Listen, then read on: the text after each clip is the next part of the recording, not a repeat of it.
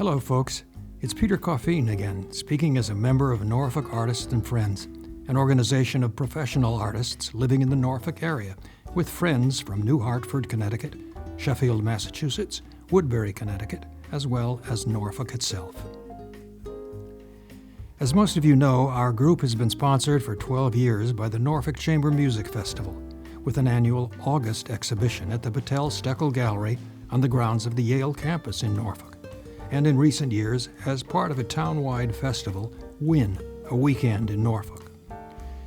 The virus, of course, has changed all of that. However, thanks to the generosity of the Norfolk Library Associates, we're doing a series of 2-month changing exhibitions at the library. Now showing is the 5th iteration of the series. This video welcomes you to the exhibition and also invites you to attend in person at the Norfolk Library, masked with social distancing respected. So let's go inside and take a look at the work of 19 artists and hear a bit about their work in the words of the artists themselves. Our first artist is Mary Beth Whalen. She is a guest artist from Norfolk, and she has a work, an acrylic oil on masonite. It's 36 by 48, and it's titled Looking Back. Snowball was my father's childhood horse when our family business was operated as a livery stable. She was memorable for her size and beauty in our small town.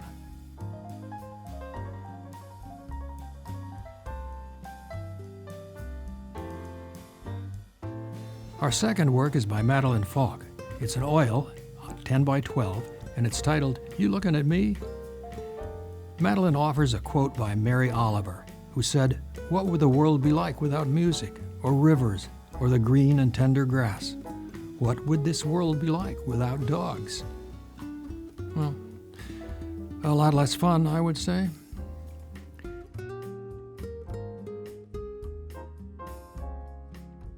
Number 3 is by Hilary Van Wright. It's a paper collage, and it's called Celestial Prayer 1 and 2. Hilary says that the Norfolk Library has provided the perfect opportunity to share new directions in my work. I'm excited about doubling down and creating identical pieces simultaneously.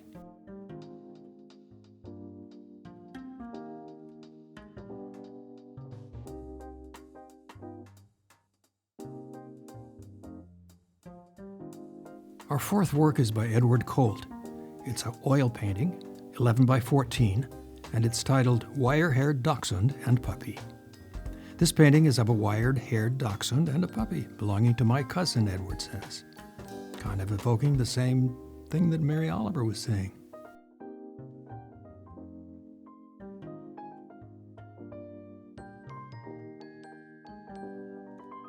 Number 5 is Catherine Moore. She has a watercolor, 15 by 18. It's titled Fish Under the Bridge. She says, on a walk to the bridge on a warm sunny day, these happy fish caught my eye and caught the brilliant sunlight that rippled through the water.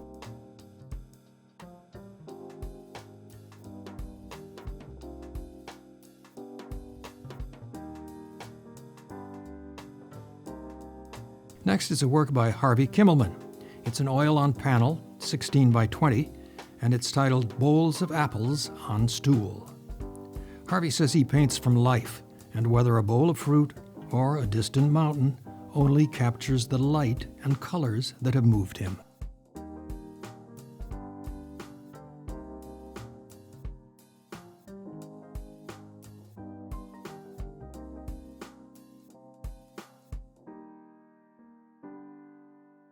Work number 7 is by Tom Hloss.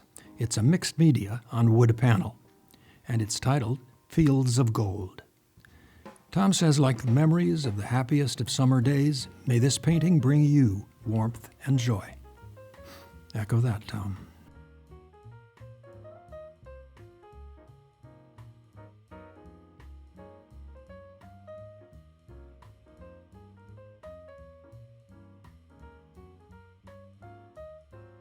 Number 8 is a work by Jean Grassmere. It's an 8 by 10 oil, and its title is Ms. Cardinal. The Lady Cardinal has lovely, subtle colors that complement the male. I imagine that she awaits the gift of a sunflower seed from her mate.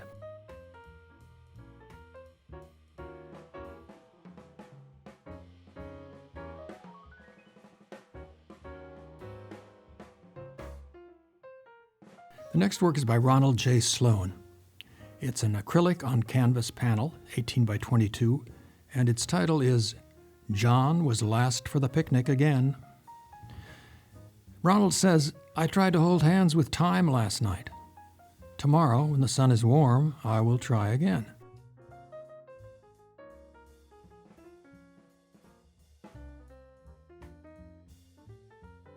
Number 10 is by Laura Lasker. It's an acrylic painting, 18 by 22, and it's titled White Sailboats.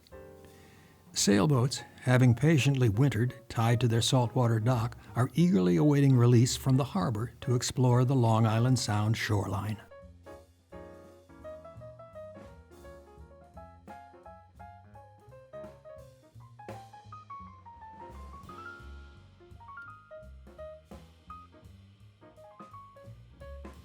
Next is a work by Karen Linden. It's called Frost Ridge Creek. It's an oil, 11 by 14. And Karen says that last year had good points despite frigid weeks. Snow was great for skiing, clinging to pines and meadow grasses, and lovely beside raging brooks.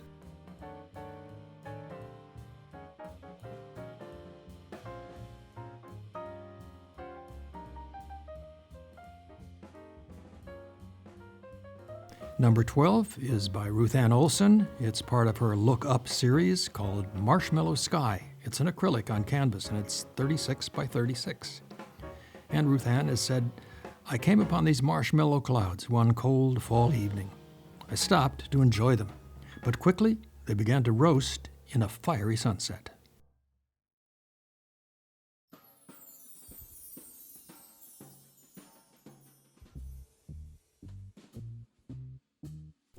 Number 13 is my photograph, 10 by 13, and its title is The Blues Number 3.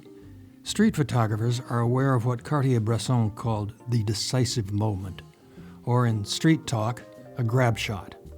So here's one of mine.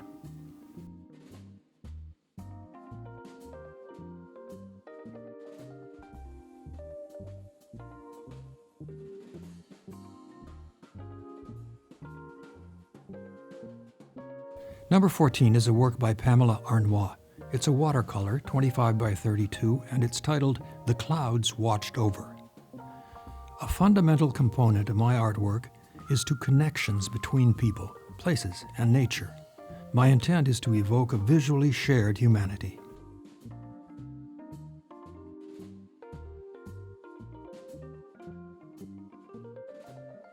Next we have a charcoal drawing by John Riedemann, titled Peregrine Flight. John is quoting Emily Dickinson, who said, I hope you love birds too. It's economical. It saves going to heaven. That's what she said, folks.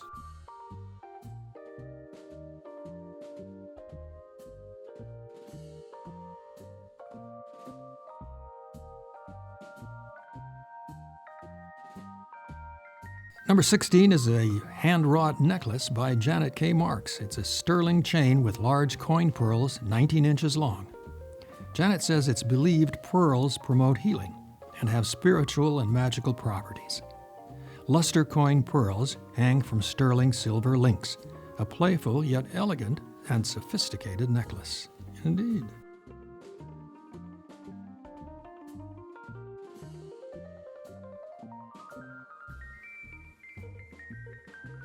Number 17 is by Lillian Woodworth. Its title is Both Worlds. It's an oil on canvas, 24 by 24. Lillian says, I continue to paint flowers as a means to bring a joyful experience in confusing times.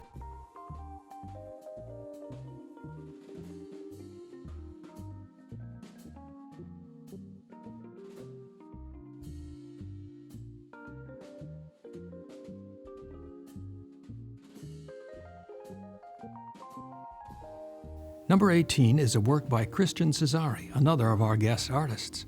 It's an acrylic on canvas, 36 by 48, and its title is New House for Sale. Christian says new constructions fascinate me.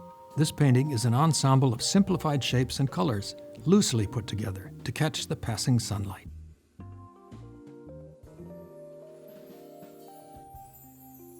And lastly, we come to Susan W. Rood, who has a Linocut collaged 24 by 24 titled Game Changer.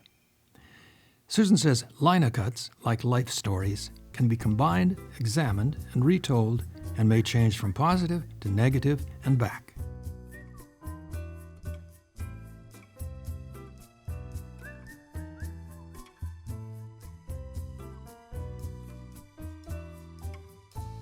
Thank you for coming along on this virtual tour of our exhibition.